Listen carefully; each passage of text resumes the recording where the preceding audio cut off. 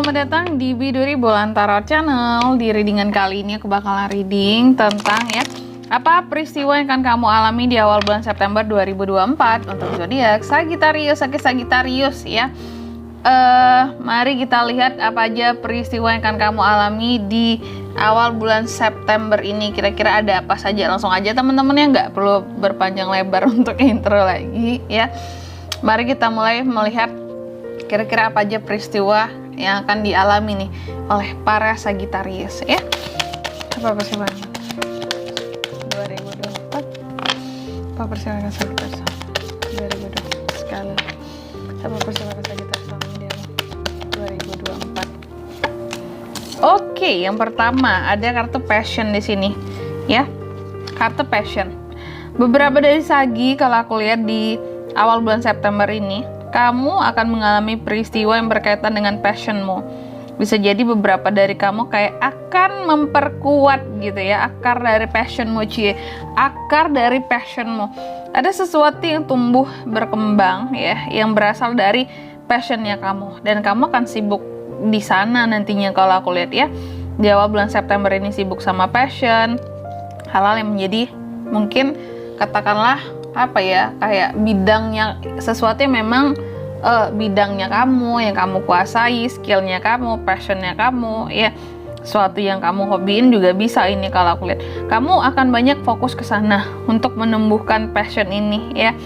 Dan di sini juga apa ya, aku lihat kamu juga akan mengalami suatu pertumbuhan. Jadi bukan hanya fokus, tapi ada yang tumbuh tentang passion ini, karena memang terus diasah dan kamu senang dan nyaman dengan menjalani passionnya kamu. Itu di awal bulan September. Lalu yang kedua apa lagi? Sagittarius. Kita lihat ya. Di sini ada kartu stimulation ya. Jadi aku rasa di awal bulan September ini kamu juga nih ya akan mengalami yang namanya suatu stimulasi ya, yang akan membuat kamu jadi semakin tumbuh dan berkembang ya. Mungkin ini berkaitan dengan passion kamu tadi ya. Ada sesuatu peristiwa yang akan menstimulasi kamu ya untuk bisa lebih menemukan passion kamu. Mungkin bisa jadi stimulan ini datang dari orang-orang terdekat gitu ya, entah itu support mereka, pengaruh mereka, atau bantuan mereka di sini yang memotivasi kamu untuk gimana caranya di sini passion kamu ini benar-benar jadi berkembang pesat gitu ya. Suatu yang menjadi bidangnya kamu itu menjadi semakin berkembang gitu ya. Nih, ada yang menstimulan itu semua kalau aku lihat di sini ya. Kayak ada support lah gitu ya. Lalu yang ketiga apalagi kartunya di sini Sagittarius. Happiness, oke. Ini udah pasti bagus lah ya kartu happiness teman-teman ya, happiness. Jadi di awal bulan September ini kamu juga akan mengalami yang namanya peristiwa-peristiwa yang membahagiakan. Ya gimana nggak bahagia kalau kita menjalani sesuatu yang berkaitan dengan passion kita, terus passion ini semakin diasah, semakin tumbuh dan berkembang lagi, semakin mahir lagi kamunya ya. Dan juga passionnya kamu ini didukung dan disupport oleh orang-orang terdekatnya kamu. Ya gimana jadinya nggak happy gitu ya. Sagi akan mengalami peristiwa-peristiwa yang membuat kamu jadi happy banget lah pokoknya kalau aku lihat di awal bulan September ini ya. Lanjut sekiranya ada apa lagi di sini Sagittarius, peristiwa yang akan kamu alami di awal 24. Happy.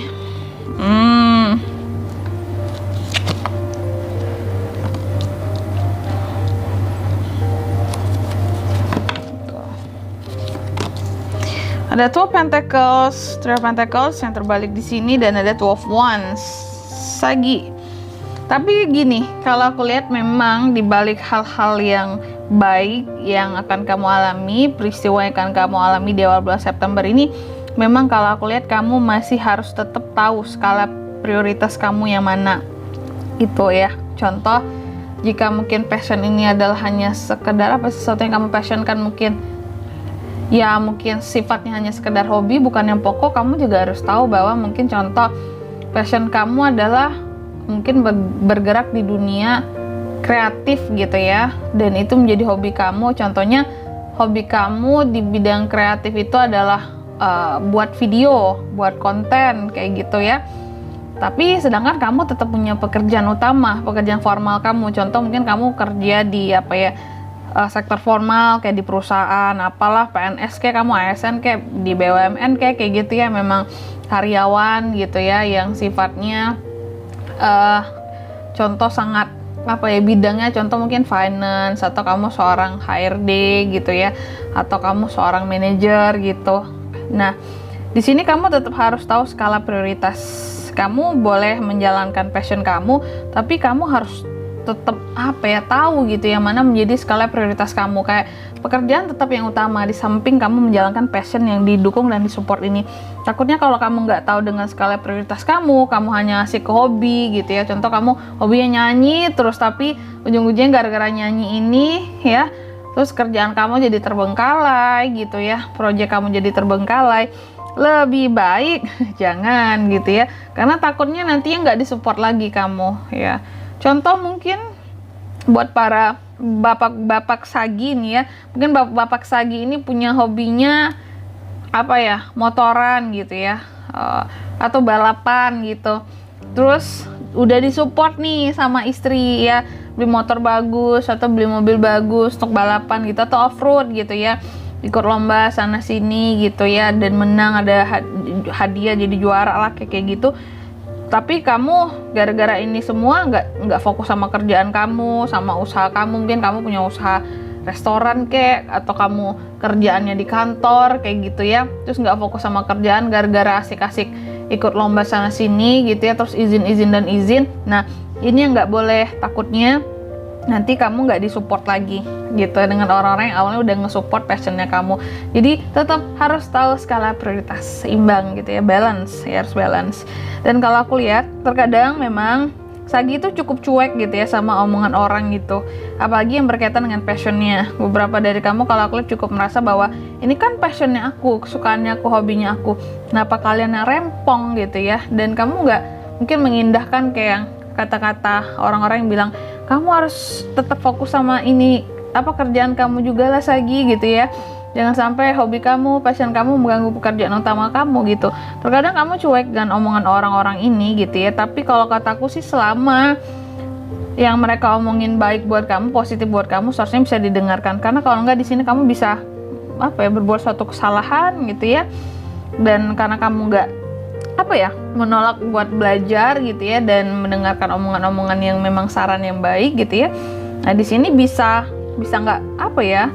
kamu bisa mendapatkan sesuatu yang nantinya nggak akan bagus gitu loh, yang mungkin kerjaan kamu terganggu, mungkin kinerja kamu menurun di kantor, di kerjaan gitu ya.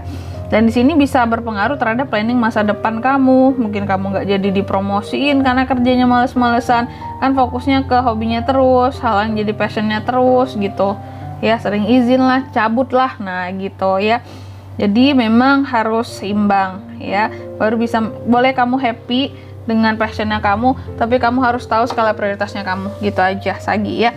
Dan di sini kalau untuk zodiaknya bisa terkoneksi dengan kamu, untuk ini semua di awal September kamu bisa terkoneksi dengan ada Pentacles, Taurus, Virgo, Capricorn, ada Wands juga, Aries, Leo, dan Sagittarius. Itu aja, oke?